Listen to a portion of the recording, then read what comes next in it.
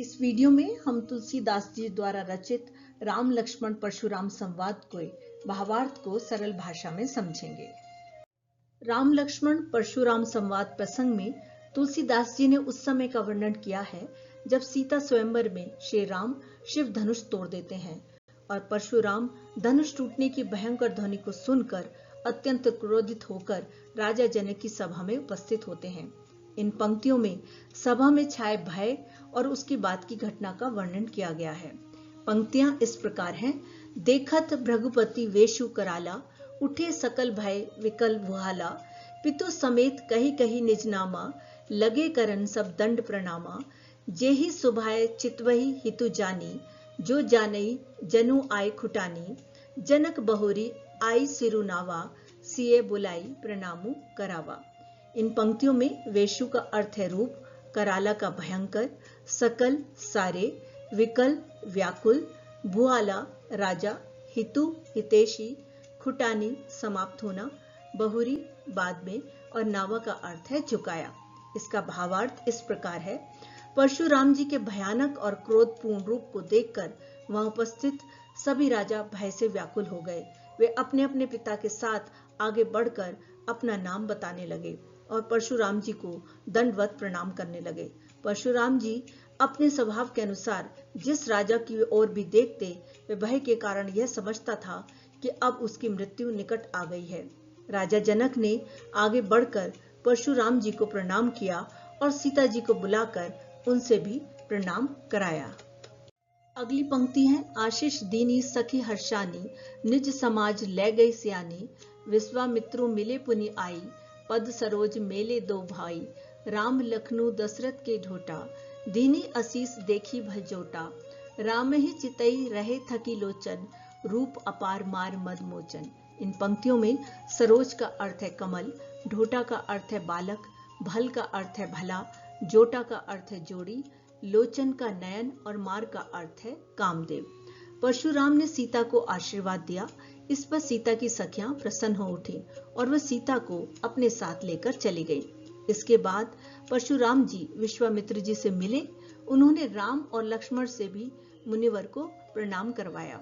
परशुराम ने जाना कि वे राजा दशरथ के पुत्र राम और लक्ष्मण हैं।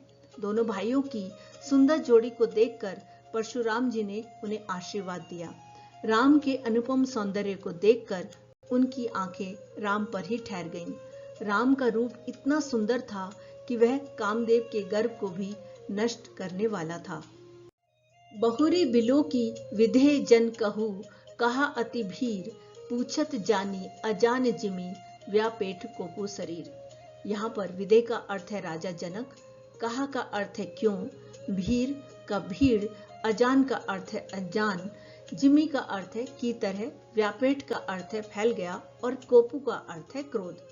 इसके बाद परशुराम जी ने चारों ओर देखा और राजा जनक से पूछा कि यहाँ इतनी अधिक भीड़ क्यों एकत्र हो गई है। उन्होंने जानते हुए भी अनजान बनकर यह पूछा था। उनके शरीर में क्रोध व्याप्त हो गया। अगली पंक्तियां हैं। समाचार कही जनक सुनाए, जेहि कारण महीप सब आए, सुनत वचन फिरी अनंत निहारे, देखी चाप खंड मही डारे, अति रिस बोले बचन कठोरा, कहू जड़ जनक धनुष के तोरा, बेगेऊ देखाओ मूड ना ता आजू, उल्टऊ मही जह लही तब राजू। यहाँ पर महीप का अर्थ है राजा, अनंत का अर्थ है और कहीं, निहारे का अर्थ है देखा, चाप खंड का अर्थ है धनुष का टुकड़ा, मही का पृथ्वी, रिस का क्रोध, तोरा का तोड़ा, बेगी का जल्दी और उल्टाऊ का अर्थ है उलट दूंगा। इसका भावार्थ है राजा जनक ने परशुराम जी को स्वयंवर की पूरी घटना बताई और यह भी बताया कि वहां सभी राजा क्यों आए थे। यह सुनकर परशुराम जी ने चारों ओर देखा और भूमि पर शिव धनुष के टूटे हुए टुकड़े पड़े हुए देखे। टूटा हुआ धनुष देखकर परशुराम जी अत्यंत क्रोधित हो गए। उन्होंने राजा जनक से कठोर शब्दों में पूछा कि धनुष किसने तोड़ा है। उन्होंने कहा कि उसे तुरंत मेरे सामने प्रस्तुत करो, अन्यथा आज मैं तुम्हारे राज्य की भूमि को उलट दूंगा। अगली पंक्तियों का भावार्थ समझते हैं। अति डरु उतरु देत न पुनाही, कुटिल भूप हर्षे मन माही, सुर मुनि नाग नगर नर नारी, सोचे ही सकल त्रास उर भारी, मन पछताती सिय महतारी, विधि अब संवरी बात बिगारी, भृगुपति कर सुभाऊ, सुनी सीता, अरद निवेश कलप संबीता। यहाँ कुटिल का अर्थ है टेढ़े, भूप का अर्थ है राजा, हर्षे का अर्थ है प्रसन्न हुए, सुर का अर्थ है देवता, त्रास का अर्थ है भय, उर का हृदय, महतारी का माता, विधि का विधाता, बिगारी का बिगाड़ना और कलप का अर्थ है लाखों साल का समय। राजा जनक इतने डर गए कि उनसे उत्तर देते नहीं बना। दरबार में बैठे अनेक दुष्ट राजा मन ही मन में खुश हुए कि अब जनक की अकल ठिकाने आएगी। वहां उपस्थित देवता, मुनिजन, नागजन, नगरवासी, नर नारी सभी के मन में चिंता और भारी भय व्याप्त हो गया। सीता की माता मन ही मन में पछताने लगी, हाय विधाता ने बनी बनाई बात बिगाड़ दी है। सीता ने भी जब परशुराम के क्रोधी स्वभाव के बारे में सुना तो उनका भी एक एक पल लाखों वर्षों के समान लंबा बीतने लगा। वे बेचैन हो उठी। सभय बिलो के लोग सब जानी, जान की भीरु, हृदय न हर्षु विषादु, कछु बोले श्री रघुवीरु। यहाँ सभय का अर्थ है भय, विलोके का अर्थ है देखे, भीरु का अर्थ है भयभीत, हर्षु का अर्थ है खुशी, विषादु का अर्थ है दुख और श्री रघुवीर का अर्थ है श्री राम। सभी लोगों को भयभीत और सीता जी को चिंतित देखकर श्री राम ने अत्यंत शांत स्वभाव से बोलना आरंभ किया। उनके हृदय में न तो किसी प्रकार का भय था, न अत्यधिक प्रसन्नता और न ही किसी प्रकार का दुख। नाथ संबुधनी भंजन निहारा, होई केउ एक दास तुम्हारा, आयसु कहा कही किन मोही, सुनी रिसाई बोले मुनि कोही, सेव कु सो जो करे सेवकाई, अरि करनी करी करे लड़ाई, सुनहु राम जेहि शिव धनु तोरा, सहस बाहु सम सोरिपु मोरा। शंभु धनु का अर्थ है शिव का धनुष, भंज निहारा का अर्थ है तोड़ने वाला, आयसु का अर्थ है आज्ञा, रिसाई का अर्थ है क्रोध करके, कोही का अर्थ है क्रोधी, लड़ाई का अर्थ है लड़ाई, सम का समान और रिपु का अर्थ है शत्रु। इन पंक्तियों में रामचंद्र परशुराम जी से कहते हैं, हे नाथ, शिव जी के धनुष को तोड़ने वाला आपका ही कोई एक दास होगा, क्या आज्ञा है, मुझसे क्यों नहीं कहते। यह सुनकर क्रोधी मुनि क्रोध में बोले, सेवक वही होता है जो सेवा का कार्य करे, शत्रुता का काम करके तो लड़ाई ही मोल ली जाती है। हे राम सुनो, जिसने शिव जी के धनुष को तोड़ा है वह सहस्र भाव के समान मेरा शत्रु है।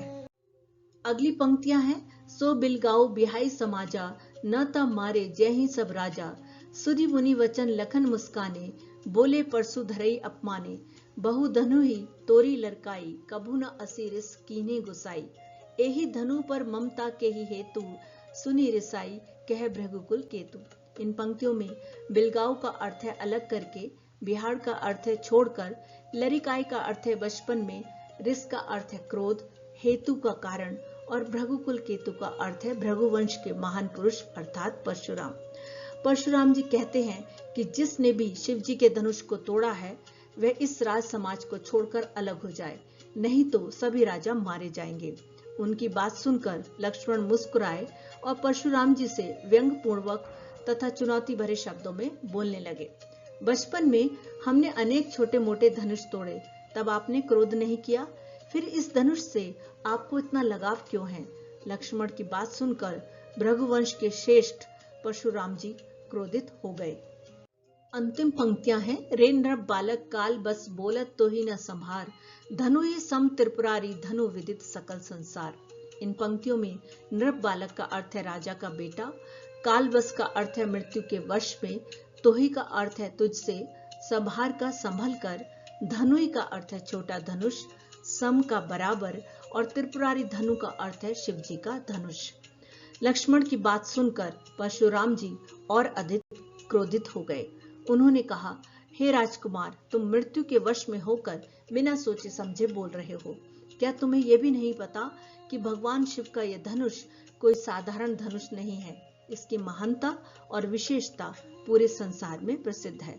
तो ये था राम लक्ष्मण परशुराम संवाद का सरल भावार्थ। मुझे आशा है कि आपको ये ठीक से समझ में आ गया होगा। अगली वीडियो में हम एक नए विषय के साथ मिलते हैं। तब तक पढ़ते रहिए, आगे बढ़ते रहिए और मुस्कुराते रहिए। धन्यवाद। हमने राम लक्ष्मण परशुराम संवाद को विस्तार से समझा। इस पूरे पाठ की इंग्लिश समरी आपके स्क्रीन पर है। इससे आपको पाठ का भावार्थ समझने में और आसानी होगी।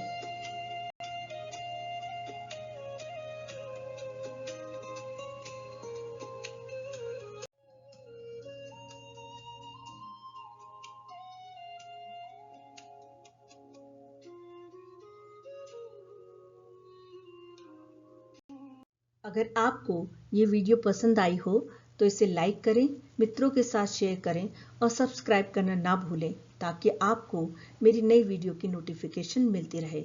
धन्यवाद।